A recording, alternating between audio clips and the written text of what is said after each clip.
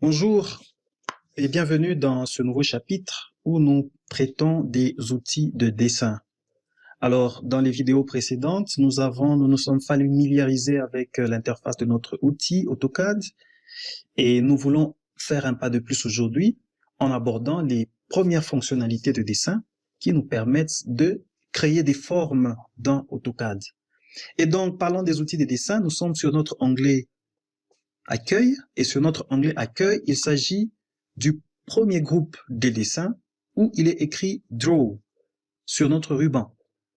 Nous allons retrouver la fonction Line qui nous est déjà familière. Nous allons trouver la fonction Polyline, la fonction Arc, la fonction Circle, les fonctions Rectangle, Polygone, Ellipse, Contour, Hachure et bien d'autres. Alors, nous nous rendons sur notre interface où nous allons présenter les différentes fonctions. Nous sommes donc dans AutoCAD, nous avons déjà ouvert un nouveau dessin. Nous rappelons ici que le principe d'appel des fonctions dans AutoCAD est relativement simple.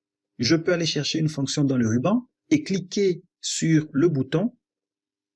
Lorsque je clique sur le bouton, la fonction me demande de lui passer les paramètres. Par exemple, comme je viens de cliquer sur la fonction Line, la fonction me demande de lui passer les points. Je lui passe un premier point. Elle me demande de lui passer un second point. Je lui passe un second point et j'ai tracé ma ligne. Je fais échappe pour terminer la fonction. Alors ici, nous voulons présenter les différentes fonctions de dessin. Nous n'allons donc pas revenir sur la fonction Line. Nous passons directement à la fonction Polyline. Cette fonction nous permet de tracer des polylignes ou encore des lignes brisées. Nous pouvons l'appeler en cliquant là-dessus, tout comme nous pouvons taper la commande directement sur le clavier. Et lorsque j'appelle la fonction, il va me demander de lui passer le point de départ. Je prends un point de départ quelconque. Il me demande de lui passer le point suivant. Je peux lui passer une série des points, connaissant leurs coordonnées ou selon la figure que je voudrais réaliser. Alors ici, je voudrais mentionner juste une petite nuance avec la fonction Polyline, c'est que alors que je suis en train de tracer, si je clique sur le bouton droit, j'ai la possibilité de changer par exemple de ligne en arc et tracer un arc. Si je veux retourner aux lignes, je fais un clic droit, je peux retourner sur la ligne et je vois bien qu'il y a plusieurs autres options pendant l'exécution de la commande Polyline. Ces mêmes options, nous pouvons les sélectionner ici dans la barre de commande. OK. Donc, c'était la commande Polyline qui nous permettait de tracer des polylignes. Nous avons la possibilité de tracer des cercles.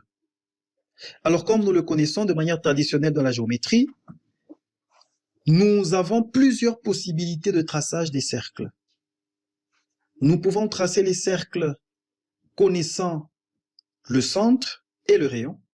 Nous pouvons tracer le cercle connaissant le centre et le diamètre, connaissant deux points diamétralement opposés, connaissant trois points non alignés, ou encore connaissant deux tangences et le rayon, ou connaissant trois tangences. Alors, comment y aller? Pour tracer le cercle, je peux aller dans le ruban et choisir directement l'option que je veux exploiter. Par exemple, je prends un cercle qui passe par 3 points et je veux qu'il passe sur ce point et sur celui-là. OK? Donc, je prends le premier point, je prends le second point et je prends le troisième point. J'ai tracé mon cercle. On peut bien voir qu'il passe par les 3 points choisis. Je peux choisir que mon cercle a 2 tangences et je connais son rayon. Alors, je choisis la première ligne de tangence, je choisis la seconde ligne de tangence et je lui passe un rayon par exemple. Voilà, je viens de tracer mon cercle tangent aux deux lignes et ayant un rayon que je lui ai fixé. C'était donc ici la commande cercle. À côté de la commande cercle, j'ai la possibilité, n'est-ce pas, de tracer des arcs. La même manière que pour les cercles, il y a toute une multitude de possibilités pour nous pour pouvoir tracer les arcs. Je peux tracer un arc connaissant 3 points non alignés, la même manière que nous l'avons fait pour le cercle. Si je veux par exemple tracer un arc qui passe par les 3 points, il suffit d'appeler cette option et de cette manière, je peux tracer mon arc qui passe par les 3 points. J'ai la possibilité de choisir le point de départ, le centre et le point d'arrivée. Par exemple, je veux tracer, je choisis cette option, je suis là. Le point de départ, par exemple, c'est celui-ci. Le centre, c'est celui-ci. Alors ici, je voudrais attirer votre attention sur une chose. Si je prends ce point comme point d'arrivée, vous voyez, il tourne l'arc dans un sens. C'est le sens que nous avons choisi comme étant le sens positif de nos angles. Il ne peut pas aller dans l'autre sens. Et donc, si je prends ce point, je prends celui-là, voilà, j'ai tracé mon arc. Par contre, si je veux que mon arc puisse épouser cette forme, je supprime ce que j'avais déjà fait, voilà. Le point d'angle de départ, bien évidemment, j'ai perdu le centre, mais c'est juste pour illustration. Je prendrai donc le point de départ comme étant celui-ci. Je choisis son centre et je prends le point d'arrivée. Voilà. Là, bien entendu, j'avais déjà perdu son centre. OK. À côté de la commande arc, j'ai la possibilité de tracer des rectangles dans AutoCAD. À côté de rectangle, j'ai une petite flèche qui me permet de définir, n'est-ce pas, les polygones. Le principe n'a pas changé. Je peux définir mon rectangle qui n'est rien d'autre qu'une polyligne fermée. Je peux la définir avec 2 sommets. Donc, j'appelle la commande d'ici, ou je peux utiliser mon clavier en tapant la commande rec pour rectangle. Je valide. Je lui passe le premier sommet et il attend que je lui passe le second sommet. Je lui passe le second sommet et voilà, j'ai défini mon rectangle qui n'est rien d'autre qu'une polyligne. À côté de la fonction rectangle, j'ai la possibilité de tracer des polygones. Alors, ces polygones sont des polygones réguliers où, lorsque j'appelle la fonction, la première des choses qu'il me demande, c'est de lui passer le nombre de côtés. Je veux par exemple tracer un hexagone. Je lui dirai que je vais tracer un polygone à 6 côtés et je valide. Il me demande de lui passer le centre du polygone. Je lui passe le centre du polygone. Et il me demande de spécifier si mon polygone est inscrit dans un cercle ou circonscrit dans le cercle. Pour un polygone inscrit, le paramètre par défaut qui est choisi ici, c'est inscrit. Je dois mettre I. Pour un polygone circonscrit, je dois mettre C. Donc, bien évidemment, un polygone inscrit dans un cercle, c'est un polygone dont les sommets sont sur le cercle qui le contient. Et je prends l'option inscrit. Il me demande le rayon du cercle. Je lui passe un rayon, par exemple, de 500. OK, je valide. Et voilà, je viens de tracer un polygone régulier, un hexagone, je veux dire, inscrit dans un cercle de rayon 500. Est-ce que je peux le vérifier? On verra bien. Je vais tracer un cercle connaissant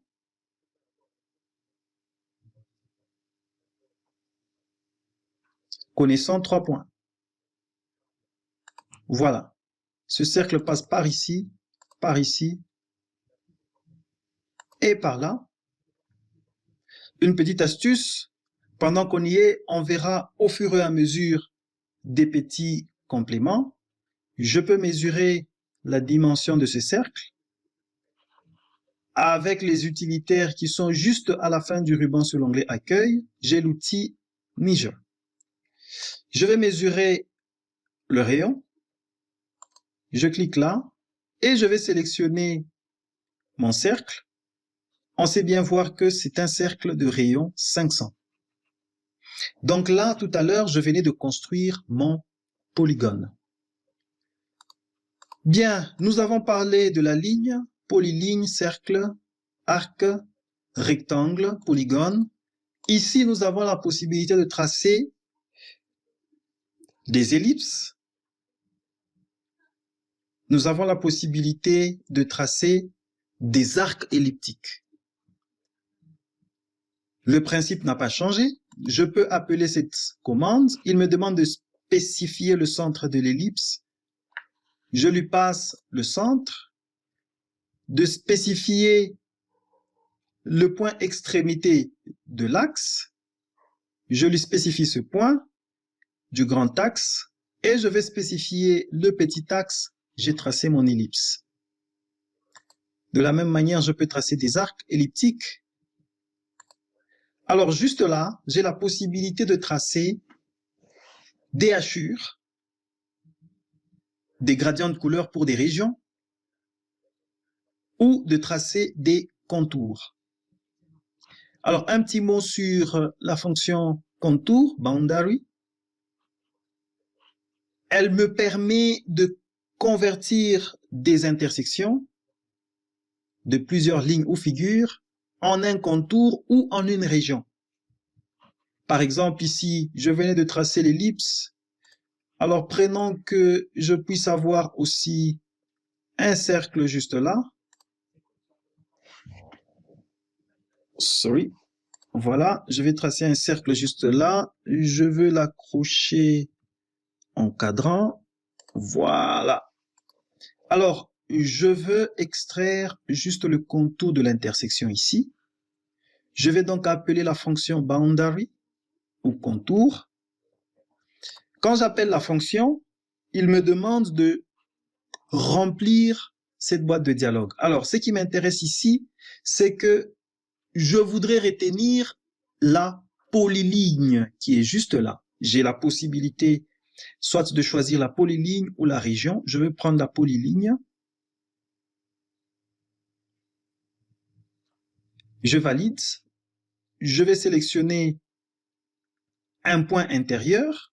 Je valide. Il me demande de choisir un point interne de ma frontière. Je choisis un point interne et je dis Entrée.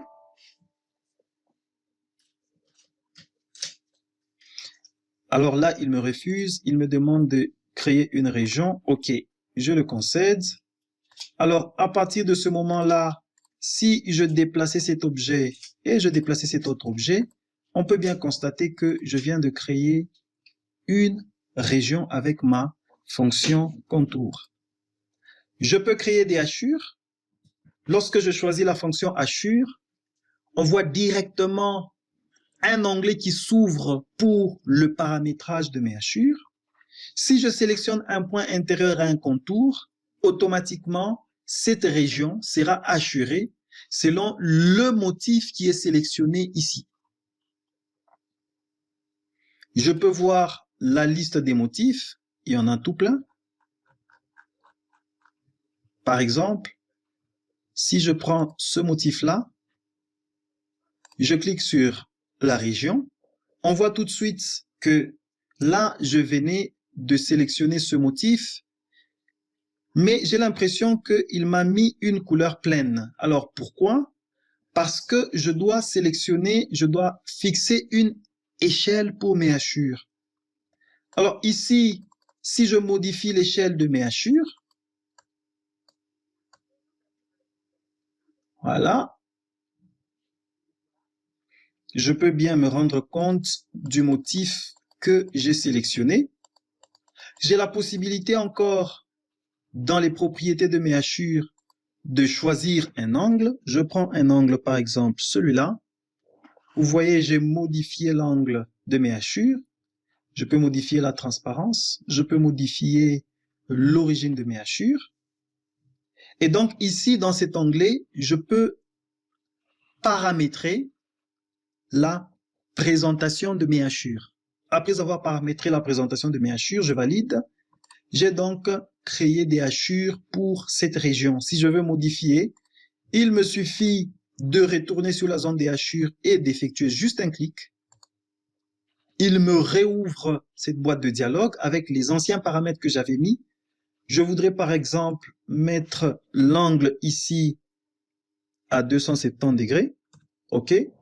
Je vois que j'ai modifié l'angle et je peux dire fermer l'éditeur des hachures. Alors ici, nous avons présenté les outils de dessin les plus couramment utilisés. Mais nous pouvons constater qu'il y a une petite flèche là où nous voyons encore d'autres outils de dessin. Nous trouvons par exemple les splines. Il suffit d'appeler la fonction et le principe d'utilisation reste le même. Il me demande juste de lui passer les points suivants et ainsi de suite. Je peux donc créer des lignes de construction qui sont des lignes pratiquement infinies. Je peux créer un nuage de points. Je peux créer des hélices, des spirales. Je peux créer des revision clouds et ainsi de suite. Donc voilà à peu près le mot sur les outils de dessin dans AutoCAD. Un aspect très important lorsqu'on utilise un logiciel comme AutoCAD, c'est que si on ne comprend pas bien l'usage d'un outil ou d'une fonctionnalité, je rappelle qu'il y a toujours l'aide. Il suffit d'aller sur la fonction, je survole avec ma souris, je vois les premières indications du logiciel qui m'expliquent comment je dois utiliser cette fonction. Ou alors, je peux directement aller sur la partie F1 pour activer l'aide sur cette fonction. Je dis donc F1 et à ce moment-là, il m'ouvre l'aide en ligne. Et si je veux comprendre comment fonctionne cette fonction, je dis par exemple, renseigne-moi sur la fonction arc. Et là, il me donne toute la documentation relative à la fonction que je lui ai demandée. Je dis toujours, la documentation la plus complète sur un logiciel, c'est celle qui vient avec le logiciel. Donc, on n'a pas à se dépasser pour aller chercher très loin, surtout quand on est en train d'apprendre, parce que la documentation qui vient avec est la plus complète possible. Merci beaucoup pour avoir suivi cette partie. Alors, je vais partager quelques exercices d'application pour mettre en œuvre les quelques éléments que nous avons appris sur les outils de dessin. Au revoir et à bientôt.